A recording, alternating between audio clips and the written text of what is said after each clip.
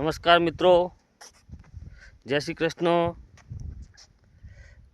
આ રાજસ્થાન ને ગુજરાતની બોર્ડર વચ્ચે ઊભા છીએ અમે, બરોબર।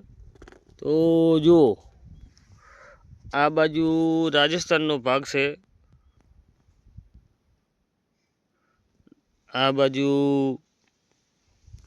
ગુજરાતનો ભાગ છે। અહીંયા ચેક પોસ્ટ બનવાની છે અને રોડ બન્યો છે 60 વર્ષે કે 70 વર્ષે। સમજો કે હવે એને 70 વર્ષે કામકાજ લીધું સરકારે, ત્યારે હાથમાં કામ પૂર્ણ કર્યું। આ બાજુ બધું રણ વિસ્તાર અને આ બાજુ સામે રાજસ્થાનનું એક ગામડું દેખાય, કુકડિયા ગામ દેખાય।